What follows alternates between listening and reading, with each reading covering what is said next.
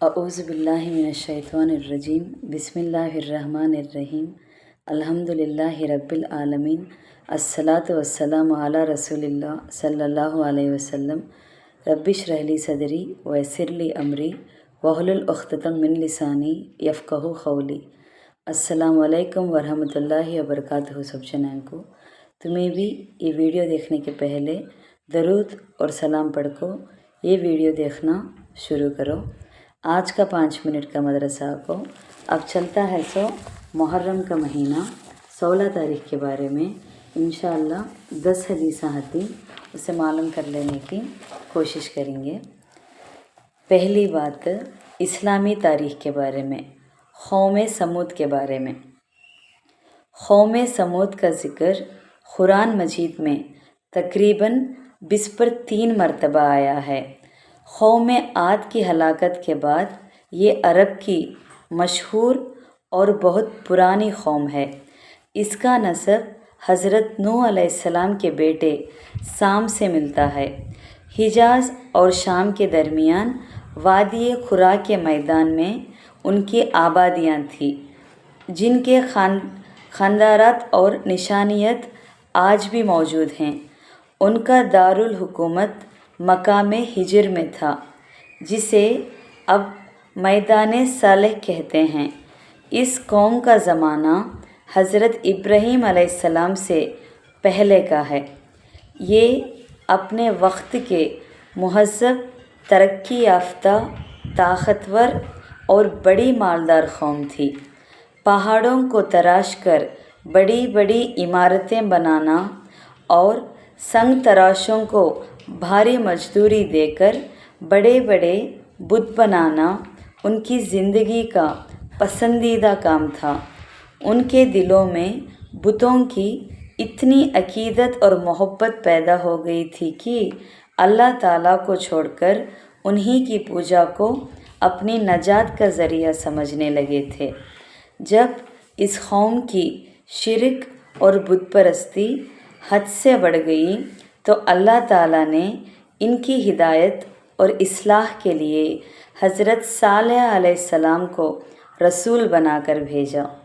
दोमा क़िस्सा हुज़ूर सल्लल्लाहु अलैहि वसल्लम का मोजिज़े के बारे में, एक चमत्कार के बारे में। सबसे बड़ा मोजिज़ा कुरान है। कुरान करीम सबसे बड़े मोजिज़ा है जो आप सल्लल्लाहु अलैहि वसल्लम को दिया गया।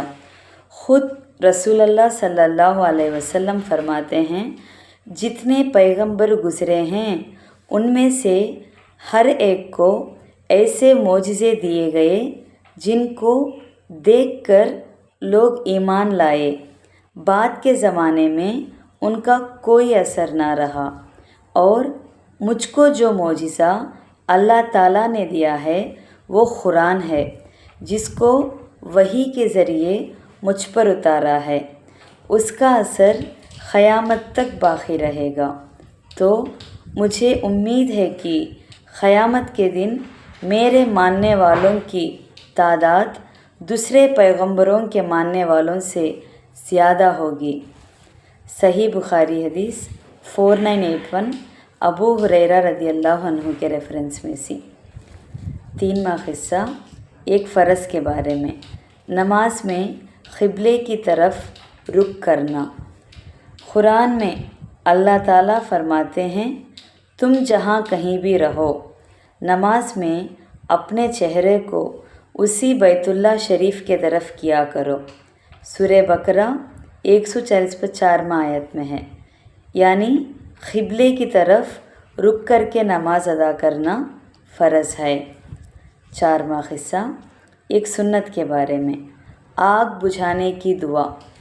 रसूलुल्लाह सल्लल्लाहु अलैहि वसल्लम ने फरमाया, जब तुम कहीं आग लगी हुई देखो तो अल्लाहु अकबर कहो, क्योंकि अल्लाहु अकबर कहना उस आग को बुझा देता है। अमलुल यौम और लैला ली इब्ने सुन्नी 294 के रेफरेंस में सी। 5वां क़िस्सा एक अहम अमल की फ़जीलत के बारे में। पड़ोसी के साथ अच्छा सलूक करना।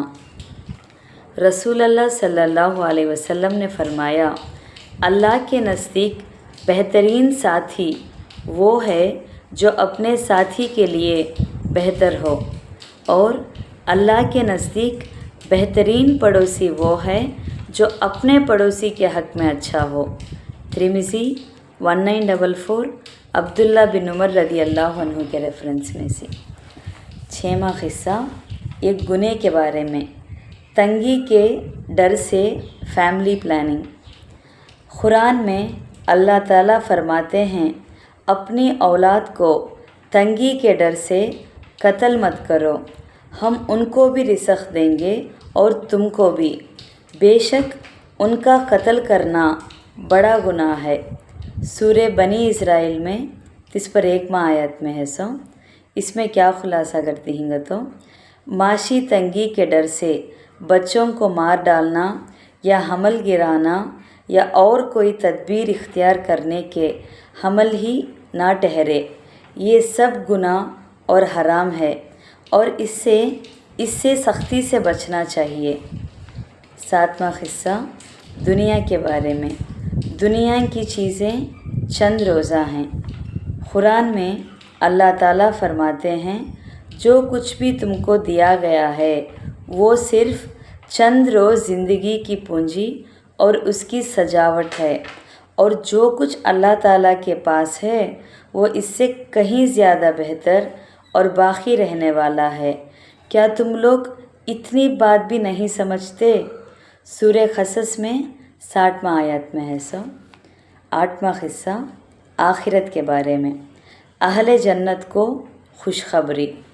رسول اللہ صلی اللہ علیہ وسلم نے فرمایا، ایک پکارنے والا جنتیوں کو پکار کر کہے گا، تم ہمیشہ تندرست رہو گے، کبھی بیمار نہ ہوگے، تم ہمیشہ زندہ رہو گے، کبھی موت نہیں آئے گی، تم ہمیشہ جوان رہو گے، کبھی بوڑھے نہیں ہوگے، تم ہمیشہ خوشحال رہو گے، کبھی محتاج نہ ہوگے۔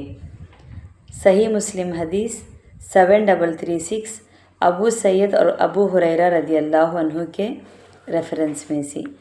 9واں قصہ طب نبوی سے علاج، ہر بیماری کا علاج۔ رسول اللہ صلی اللہ علیہ وسلم نے فرمایا، تم اپنے لیے شفا کی 2 چیزوں یعنی شہد اور قرآن کو لازم پکڑ لو۔ ابن ماجہ 3452 عبداللہ بن مسعود رضی اللہ عنہ کے ریفرنس میں سے۔ 10واں قصہ نبی صلی اللہ علیہ وسلم کی نصیحت کے بارے میں، رات میں اللہ کا ذکر کیا کرو۔ رسول اللہ صلی اللہ علیہ وسلم نے فرمایا، اللہ تعالیٰ رات کے آخری حصے میں بندے سے بہت زیادہ قریب ہوتے ہیں، اگر تم سے ہو سکے تو اس وقت اللہ تعالیٰ کا ذکر کیا کرو۔ ترمذی 3579 عمر بن ابسہ رضی اللہ عنہ کے ریفرنس میں سے۔ الحمدللہ آج کا 5 منٹ کا مدرسہ 16 محرم کے بارے میں بات کر لیے، انشاءاللہ کل 17 محرم کے بارے میں بات کریں گے۔